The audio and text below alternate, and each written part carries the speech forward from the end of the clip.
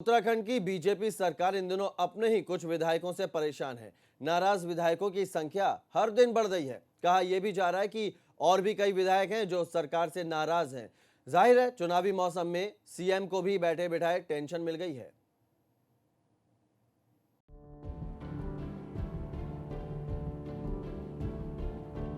उत्तराखंड भाजपा में इन दिनों नेताओं की नाराजगी की वजह से खलबली मची है। 2022 के चुनाव नजदीक हैं, इसलिए विधायक अपने अपने इलाके की समस्याओं को जोर शोर से उठाने में लगे हैं।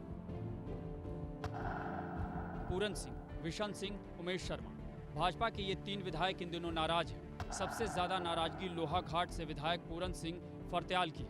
उन्होंने सीएम के खिलाफ ही मोर्चा खोल दिया है। तो वहीं डीडी हाट से विधायक विशन सिंह चुफाल अधिकारियों के मनमाने रवैये और अपने इलाके की समस्याओं को लेकर नाराज।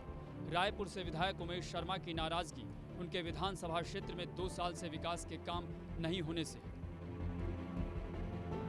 पिछले 2.5-3 सालों से दबी और छुपी बात पिछले 2-2.5 महीने में बहुत तेज गति से सतह पर आ गई और इसका अनुमान भारतीय जनता पार्टी के नेताओं को भी नहीं था।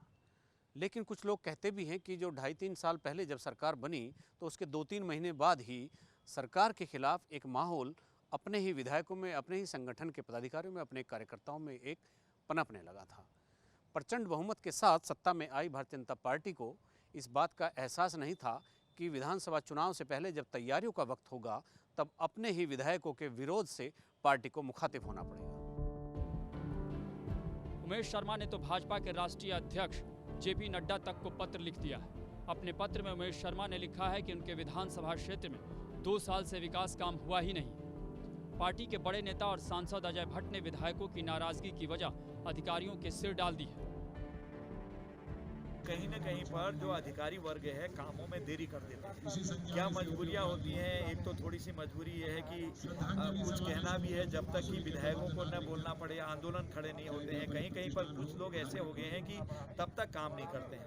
इसलिए मैं अधिकारियों से विशेष अनुरोध करूंगा कि सरकार की साख को जो अनावश्यक तरीके से कहीं न कहीं पर पीछे को बैकफुट मिलता है उसमें तेज काम करने की आदत डालें।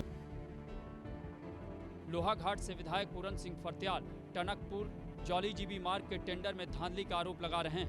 पूर्व सीएम हरीश रावत भी इसे लेकर सरकार पर हमलावर है।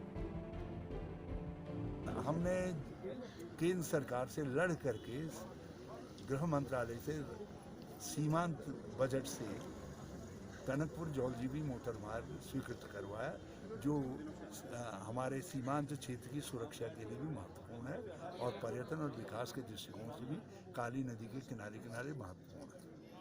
और वो आज बन करके उसको 1-1.5 साल से ज़्यादा हो गया। ज़बरदस्त गुनाह किया है भाजपा ने।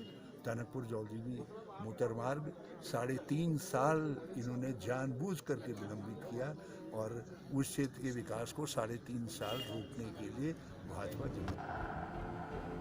भाजपा के घर में कलह मची। जाहिर है कांग्रेस इसे भुनाने की पूरी कोशिश कर रही है। भाजपा स्वयं उस राजनीतिक अस्थिरता का शिकार है। राज्य जिस समय कोरोना जैसी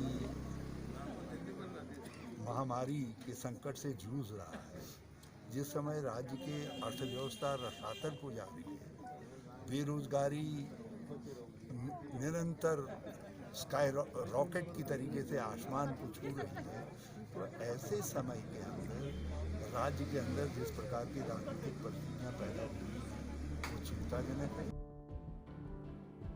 नाराज विधायकों की फहरिस्त अब दिनों दिन लंबी होती जा रही है। यह मामला ऐसे समय में गरमाया है जबकि भाजपा 2022 के विधानसभा चुनाव की तैयारी में जुटी हुई है। सिस्टम में और जनता में एक ये मैसेज जा चुका है कि भारतीय जनता पार्टी के भीतर जो भीषण चल रहा है, जो घमासान चल रहा है, वो अभी रुकने वाला नहीं है और इसको रोकने के लिए शीर्ष नेतृत्व को बहुत एक खास नीति बनाकर आगे आना पड़ेगा।